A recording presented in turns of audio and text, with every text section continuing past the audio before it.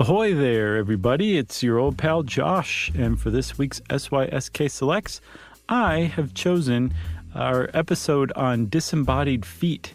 Yes, with the great title, Why Are So Many Disembodied Feet Washing Ashore in British Columbia?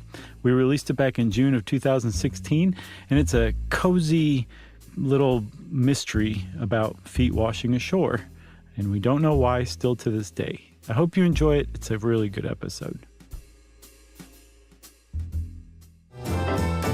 Welcome to Stuff You Should Know, a production of iHeartRadio.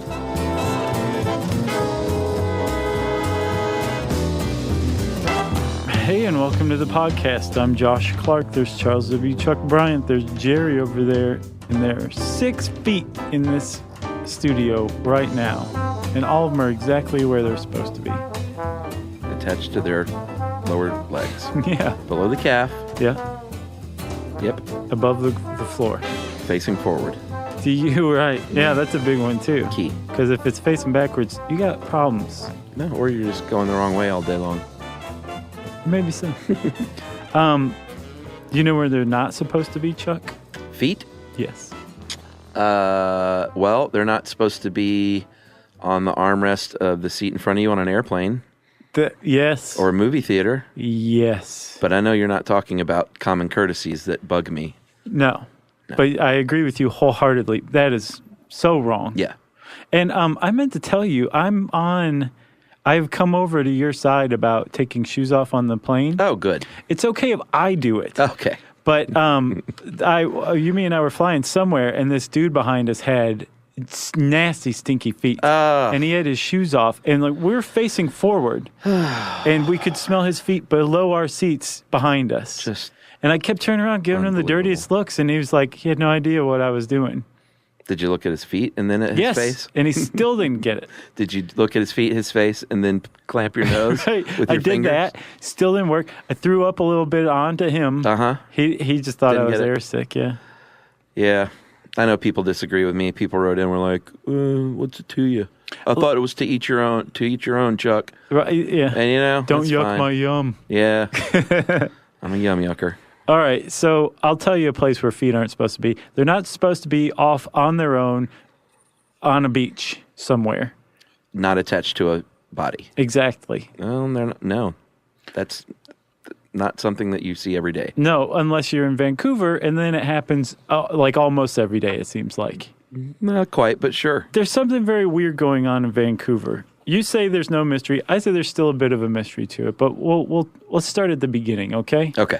August 20th, 2007 is kind of a cool and drizzly day at a place called Jedediah Island Provincial Park up in British Columbia, right near Vancouver. Yeah. Right? Lovely area. Sure. Of course. Beautiful. And that's why you would want to say, go park or camp at this park with your family, which is what a 12-year-old girl was doing. I couldn't find this girl's name to save my life, probably because she's 12. Yeah, it wouldn't be good to say it anyway. She was sure. She was walking along the beach with her dad, and there was a bunch of flotsam, that's the term for stuff that washes up from the sea, that the sea spits up onto the shores. And she saw a shoe, and she picked it up, and she untied it and turned it upside down, and out fell a sock. And inside the sock was a human foot. Yep. And she was pretty surprised. Size 12. Yeah. It was a campus brand shoe, which ended up being neither here nor there, but it is manufactured in India, mostly sold in India. Right. And we'll just park that right there for now. Yeah, so the family's like, this is unusual. Sure. They borrowed a radio from somebody else, and they alerted the authorities. And in very short order, the Mounties showed up, the coroner showed up, the Coast Guard showed up. I bet the Mounties were all over that foot. So, they said, you know what, we're going to take that foot, if that's okay, little girl.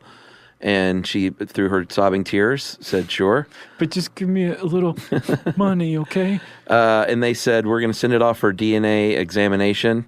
And did that return nothing? The DNA? As far as I know, yeah. There was no match. So that wasn't like a clue? The DNA? Yeah. No, but it was the first thing they tried. Sure. The DNA. They also looked at it to see what was going on with the foot, if there was any kind of signs of what the deal was. Yeah, they held it up to their ear and pretended like it was a telephone.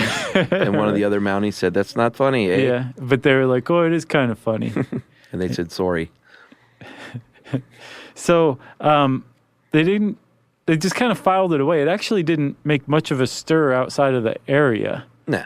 It was worth talking about. It got a little bit of ink because it was just so weird. But Yeah. they put the foot away at the coroner's office, and everybody went about their lives, right?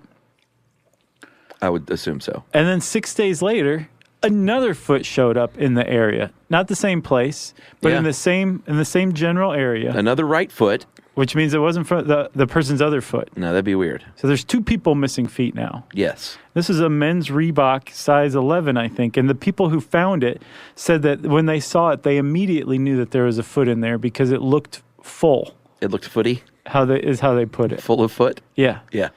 And they picked it up and smelled it, and they're like, yeah, it's a foot. That's right. And the Mounties came in again, and they got off their horses, and Corporal Gary Cox said, it is a little weird to find 2 feet. Yeah, especially within 6 days of one another. Yeah, in the same area. It was, he described it as 1,000,000 to 1 odds. I don't think he did the science on that. I don't either. But it's just something you say. Right. But he said 2 is pretty crazy. Yeah. And I agree with him. Yeah. So the first foot was on Jedediah Island. The second one's on Gabriola Island, which is, I couldn't find exactly how far away it was across the water, but it's not that far. Right. They're close, but they're separated by some water. And now all of a sudden, there's 2 feet that were found within 6 days. The media starts to catch drift of this one. Yeah. Right? There's feet, shoed feet washing up on the shores in Vancouver. Right.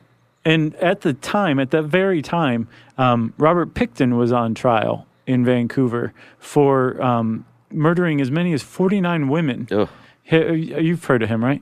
I think so, yeah. He was the notorious pig farmer who would butcher women and yes. feed them to his pigs, and then butcher his pigs and feed pigs to his guests. Yeah, one of the only probably Canadian serial killers, right? Yeah. Yeah. And one of the worst of all serial killers. He was Yeah. a horrible, horrible person because he wasn't crazy.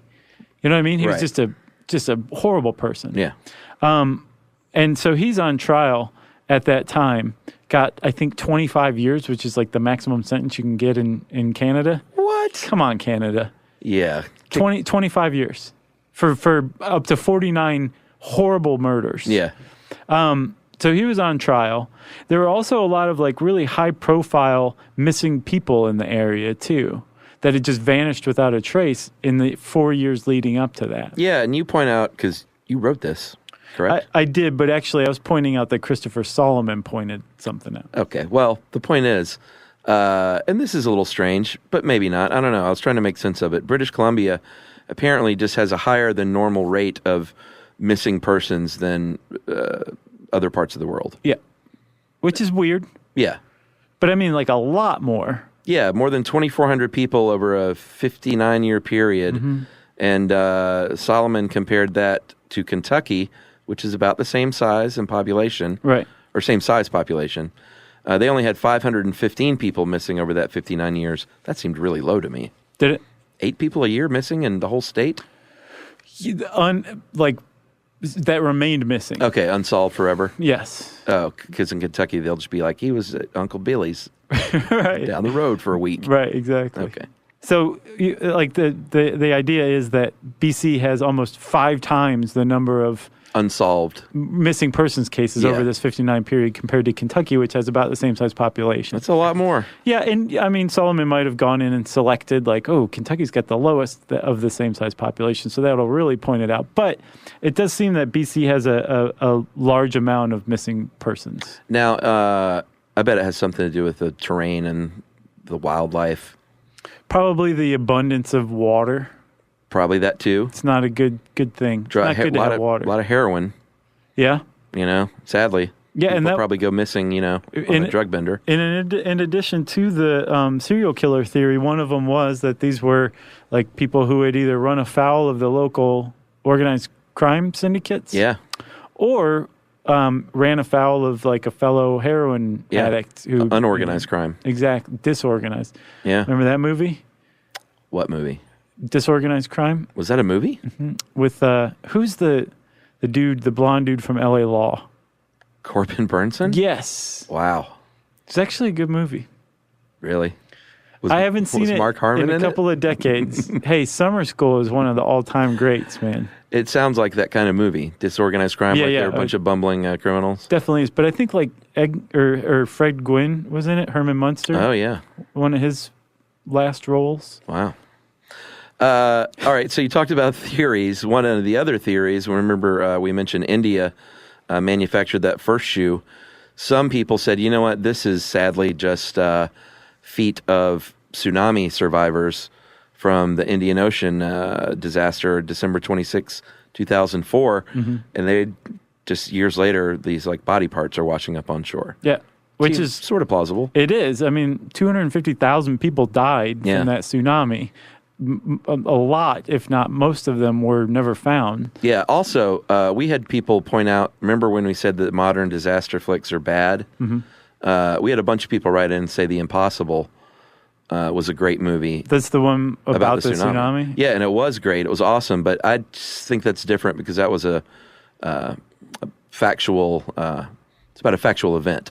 But could you categorize it as a disaster flick? No, see, I don't categorize it as that because it was a real thing that happened. Like, disaster flicks to me are when you invent some crazy disaster. Well, okay, let me ask you this. If it were totally fictionalized but the exact same movie, would you then consider it as a disaster flick? Yes. Okay, so it's like on that scale and everything, too. I had the impression it was much more just like a human interest. Well, it became that, but they filmed the tsunami. Like, it's that was nuts. Amazing how realistic it is. I will check it out then. Very, very tough movie. Okay. Very hard to watch. Have you seen 12 Years a Slave yet? Still cannot bring myself to watch that. It's pretty rough. It's just staring at me on my DVR every night. It'll be soon. I'll let you know. Okay. I'll just come into work crying. Okay. I'll be like, what did I do now? All right, so the tsunami disaster, they said, might have been one of the reasons, but I think other people said, maybe that's not the best explanation. Right.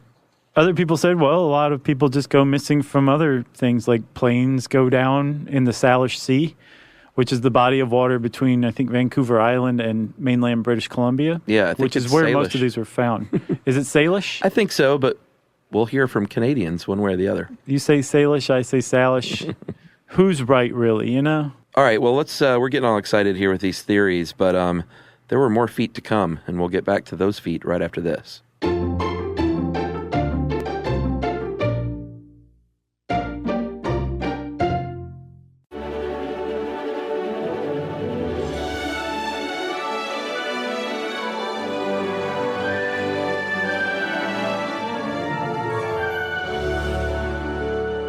So, Chuck, when those first 2 feet were found within 6 days, it made the rounds, people talked about it, and then it just kind of drifted out of the news, right?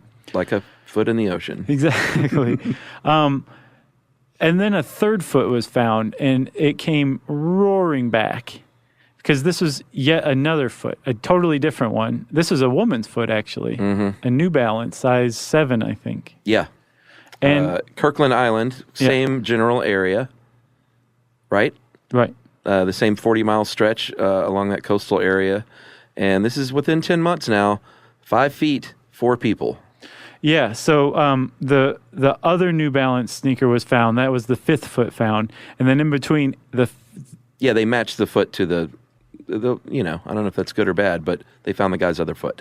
Right, the woman. That was the woman that they first... Oh, they found her 2 feet? Yes. Okay. So her feet were number 3 and number 5 to turn up. Gotcha. And then in between, an entirely different person's foot turned up. Men's like size 11 Nike, I think. Wow. So yeah, within a 10-month period, there were 5 feet belonging to 4 different people that turned up on this little stretch. That's right. That's significant. Then there was a 6 foot. Mm-hmm. The next August...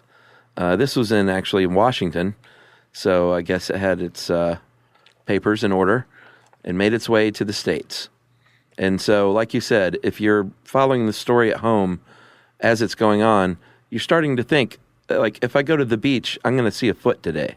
And a lot of people did do that. Yeah. A lot of people around British Columbia started looking for disembodied feet. They were turning up so frequently. And I misspoke. You were right. So the 7th foot to turn up was the woman's other foot. That's hard to keep track. It really is. With all these disembodied feet. Really is. So how many feet in total, sir? I think the last 2 were found February of this year. Yeah, and they actually belong to the same person, but they were found a week or 2 or so apart. Yeah. And I say last, I mean most recent. I'm sure more feet will come. It seems that way because so the first foot was found in August 2007. These most recent feet were found in February 2016.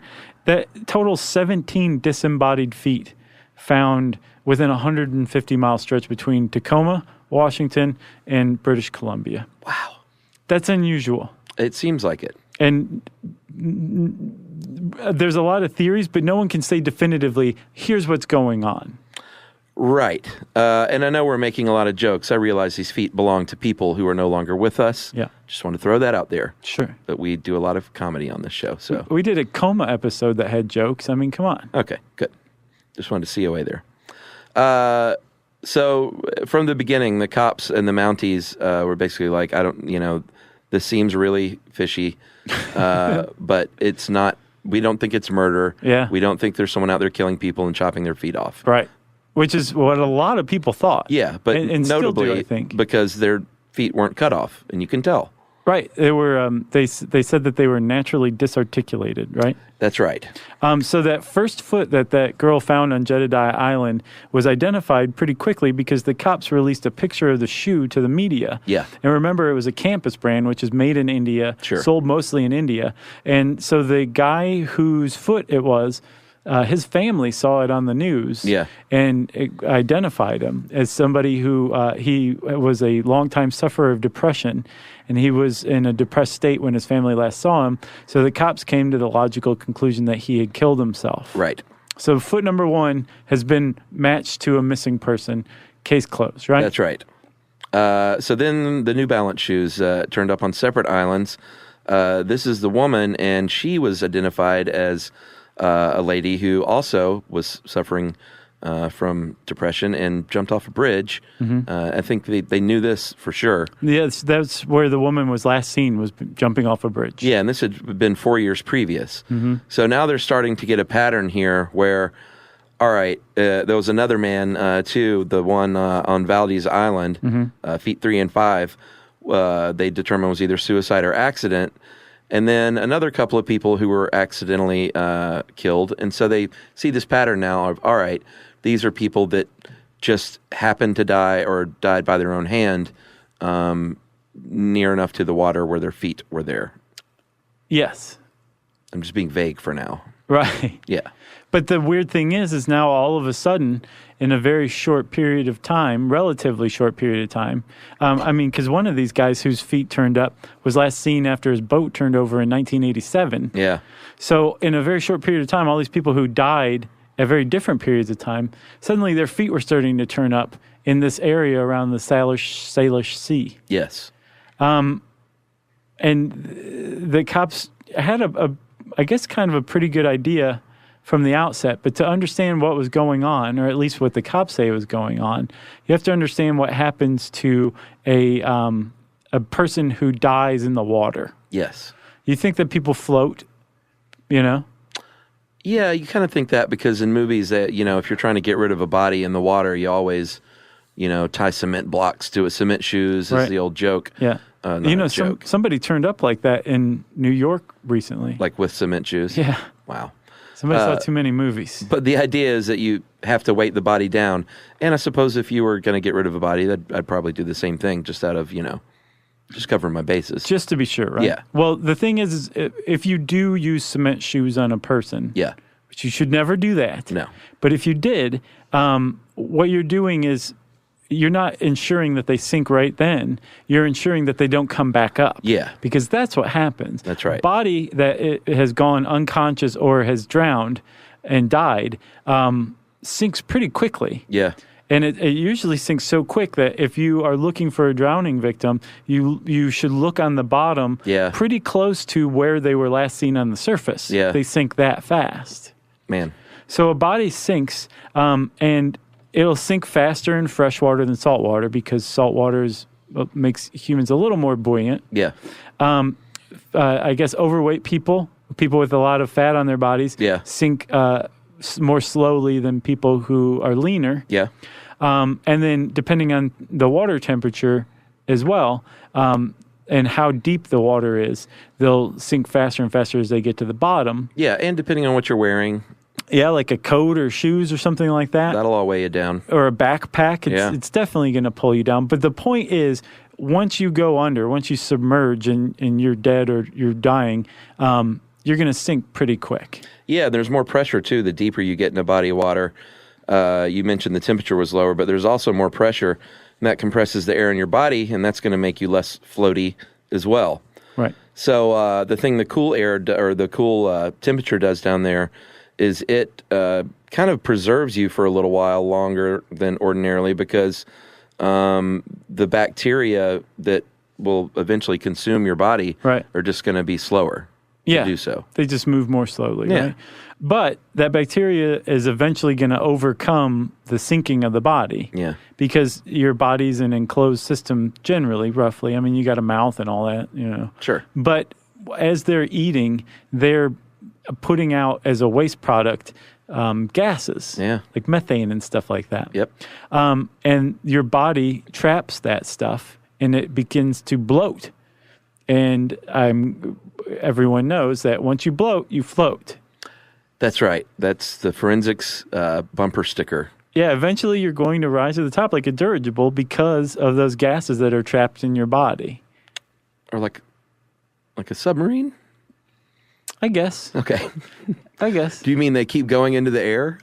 Right. Like a blimp? You float off, and then your foot will be found on the moon later. Yeah, you're going to float, and that's why whenever people discover like a dead body in a lake much later, it's not a pretty thing. They're bloated and puffed out and it's decomposed. Yeah, it's not pretty. But if you are trapped, say like in a vehicle or something like that, right, and all of this takes place, eventually your body's going to be prevented from floating away. Sure. And it will eventually rupture. And once the rupture happens, all that gas and the buoyancy that's created by it is all released. And so you're staying there. You're staying there. Yeah. And I read this article about, did you read the article? About the Oklahoma guy? Uh-huh. Yeah, it was really weird coincidence and sad. It is. So like there was a guy whose brother went missing in his Camaro in I think like 1970. Yeah. And he just never knew what happened to him. And he used this boat ramp on this place called Foss Lake.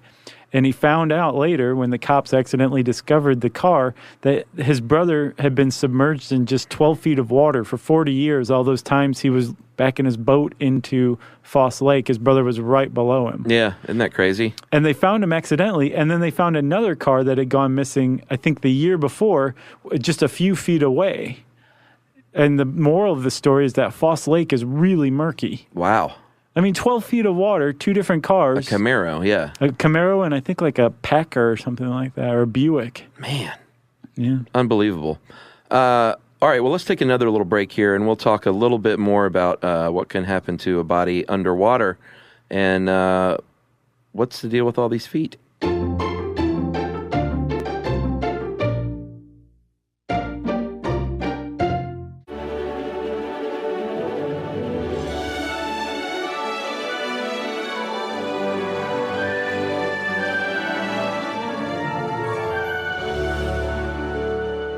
All right. Just this year, there was a study. There's some criminologists at Simon Fraser U outside of Vancouver, and there have been a bunch of studies like this over the years where we've talked, in our Body Farm episode, where criminologists and forensics experts try to see what happens to bodies under various conditions, including being sunk underwater. So they took a pig carcass in this case, not a human cadaver, and they sunk it kind of near where in the Salish Sea where these feet had been appearing. And these pigs' carcasses were they were bones in a matter of days. It was really, really fast. Yeah, they were really surprised. Like surprisingly fast. Because, conventional wisdom is that this took weeks, months, maybe even. Sure. And other studies had shown that. Right. And these pigs were like just bones in a few days. They think it's possible that the Salish Sea is an anomaly because this was in almost 1,000 feet of water. Yeah. But it's really highly oxygenated, so there's a lot of life down there. So a lot more things to eat a body. Exactly. Yeah. Whereas if you took it to another body of water in 1,000 feet, there might not be as much oxygen, so it might take longer.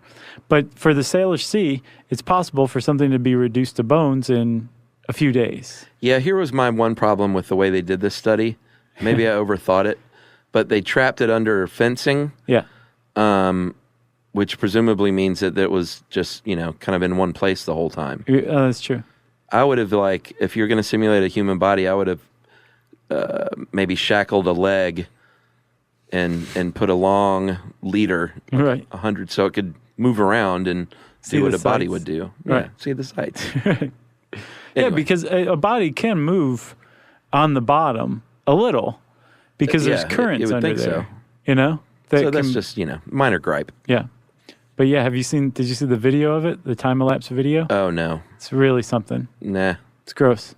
Don't need it. So there was another study that I found that really kind of ties all this together. It was from 1992, and it was carried out by the coroner of Kings County, which is where Seattle is. Yes. And he or she, I think it was a he, looked at bodies that had been pulled from the water, and he took the amount of time they'd been in the water submerged, and then the amount of body parts that were left, or exactly what body parts were left. Right. And basically went back and reverse engineered the process by which a body comes apart when it's submerged underwater. Yeah, that's valuable information. It really is. And so what they came up with was that the skin, the thinnest areas of skin typically cover like joints, so like your wrist and ankles. Yeah. Those get eaten away first, which exposes that soft tissue beneath that holds your hand to your arm or your foot to your leg, and then that gets attacked by scavengers and all the other stuff that's eating it.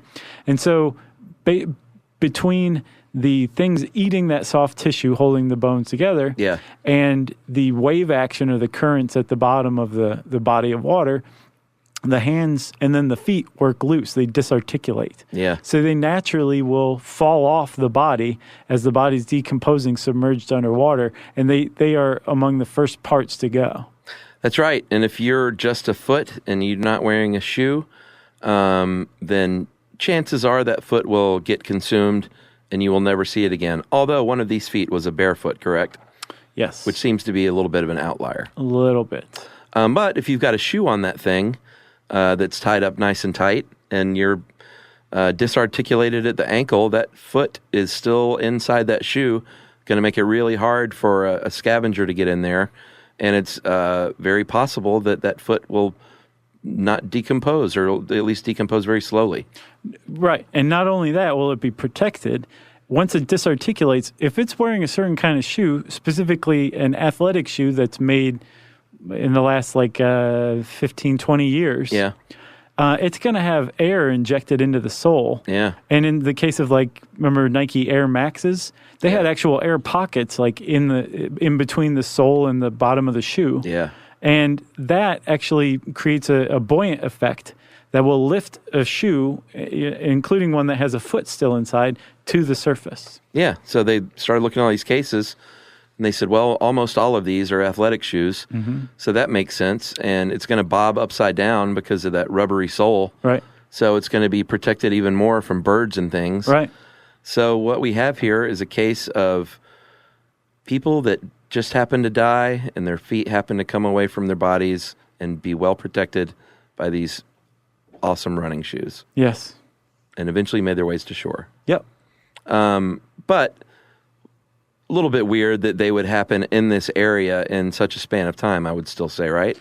That's to me the and we should say that's what you just said, that's the cop's position. Yeah. And it has been basically since the outset, since the first foot was found. Basically nothing to see here. And there's not a lot there to undermine it or attack it. It's a pretty sound position. Yeah. But there is still a mystery to it, to me, in that why British Columbia? Like, it doesn't make sense. And there's a couple of explanations. One is that the Salish Sea is something like a lagoon, to where water flows in from the Pacific Ocean from the south northward into the Salish Sea. And once stuff goes in there, it basically recirculates. It doesn't come back out very often. Well, when you see the sign that says Salish Sea, it says feet flow in, they don't flow out. Exactly. Yeah. Right? So once you see that sign, you're like, well, there's the explanation, Yeah. right? The idea is that the Salish Sea would experience a higher incidence of flotsam of all types, including feet, which is one explanation. Yeah. It could be right. Well, I'm sure that has something to do with it. Sure. The other explanation is one of my favorite things in the world, which is a version of, well, there's a couple of names for it. There was a guy named Arnold Zwicky in 2006, a linguistics professor at Stanford, who coined a term, frequency illusion. And that's one of the cognitive biases where basically if you are looking for something, you're going to find it. All these people saw in the news feet washing up on the shore. So like you said, they all started looking for feet. And every time a foot was found, it just supported the idea that, yes, there's something really weird going on here, which only increased the awareness and the focus on this, which means that people started seeing more and more feet. That's right. So frequency illusion specifically is a mix of selective attention and confirmation bias. So in this case, selective attention, unconsciously keeping an eye out for that new thing that you were just told about, which is the feet. And the confirmation bias in this case is the reassurance that it's just proof, more and more proof of its omnipresence, more feet. Right. You could see that happening here, for sure. Pretty interesting. It's called the Baader-Meinhof phenomenon, too. Yeah, I didn't know where that came from. There was a dude, until I looked it up, 1994. It was just a commenter on the Pioneer Press of St. Paul discussion board. And he had heard about the Baader-Meinhof terrorist group a couple of times in one day. Right, and for the first time. Yeah, and just said, Baader-Meinhof phenomenon. Right. And it became a meme. Yeah. I thought it was more, I don't know, I thought it was cooler than that. No. I thought there was some cool explanation. No. That wasn't just some dude online. It definitely sounds cooler than it is. It sounds way cooler than it is. But it's a common thing. And people, you talk about 11:11 on the clock is a big one for a lot of people. Say, I see 11:11 all the time on the clock. Right. It's because you're looking for it. Sure. Frequency illusion. Yeah. It's not actually happening more than it ever was. No. You're just paying more attention to it now. And this is a really, really unnerving suggestion, man, because it says that feet washing up on the shore is way more common than any of us realize, and that if you went over and picked up an athletic shoe on a beach somewhere, there's a good chance that there's going to be a foot inside. We just aren't aware of this as human beings in outside of Vancouver, right? That's right. So that makes Vancouver the capital of the disembodied feet capital of the world. I don't know that necessarily holds up, though. I don't think it's been explained. Yeah, because I bet you it's frequency illusion. I disagree. I think it's something else. I think it probably has to do with the hydrology or something about Vancouver or British Columbia. Yeah. There's this database called Name Us, and it's like a catalog of unidentified remains. Yeah. And I did a search for disarticulated foot. And out of like 40,000 unidentified remains in the U.S., 30,000 were from Vancouver? Only 3 were disarticulated feet. Okay. And 1 was found in the Washington State area. Wow. So you could technically kind of include it in that weird Vancouver clump. 1 was in Maryland and 1 was in Dallas. That was it. Wow. So it does really seem like Vancouver has a higher than usual incidence of disarticulated feet showing up in its area. Wowie. Which is weird. Are you on the case? No. I'm just a fan. Oh, okay. So you got anything else? No. I just realized, I've been rotating my feet around and just feeling Making weird. sure they're there? Sort of.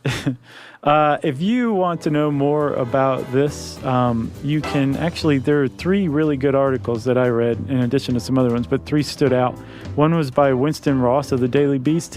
One was on Pacific Standard. I didn't see an author. And then Christopher Solomon's Outside article. Those were all pretty standout. And since I said standout, it's time for listener mail. I'm going to call this Internet Roundup. I don't know if people watch, but we have an internet show called Internet Roundup. Several hundred people watch. Yeah, and it's like the silliest thing we do. Mm-hmm. We sit down in the studio on video, and we just talk about a couple of things on the internet that we think are neat. Right. So that is the setup. Hey, guys, I was recently on a Delta flight, and they show these on Delta. Yeah. And this is not an ad for Delta. No. I was recently on a Delta flight from Atlanta to Austin, keeping an eye out for your hat, Chuck. I got very excited when I remembered I could watch your Internet Roundup show on the plane to pass the time. As we began our descent into Austin, sudden thunderstorms developed. It was quite bumpy, to say the least. If you have never been on a plane that unsuccessfully tried to land in a thunderstorm, I don't recommend it. Oh, man. I just had listened to your How to Survive a Plane Crash episode from 2008 just that week before, and I remember thinking how grateful I was that I was in the back of the plane because Chuck said I had a better chance of surviving that way. It's not much of a chance, but sure. I just thought you would like to know that despite the horrible weather going on, I never lost connection with your show. Watching Internet Roundup and able to listen and watch you guys really helped me keep calm until our pilot finally gave up trying to land and diverted the plane to Houston. That's even scarier. You know? Yeah. I'm not going to try anymore. Well, let's go to Houston. Close enough. Yeah. In the end, everyone made it to Austin safely, though, so thanks for everything you guys do. And that is from Lauren Sprouse. Thanks a lot, Lauren. Have you ever watched videos of planes that come in for a landing, but it's too windy, so they have to like immediately take back off? No, that's never happened. Like they touch down and take off? If you watch those waiting to get onto a plane, it's a really good way to just poke at your brain. Wow. Yeah. No, thank you. If you want to get in touch with us, you can hit us up on Twitter at SYSK Podcast. You can join us on Instagram at SYSK Podcast 2. You can join us on Facebook.com/StuffYouShouldKnow. You can send us an email to StuffPodcast@HowStuffWorks.com. And as always, join us at our home on the web, StuffYouShouldKnow.com. Stuff You Should Know is a production of iHeartRadio. For more podcasts from iHeartRadio, visit the iHeartRadio app, Apple Podcasts, or wherever you listen to your favorite shows.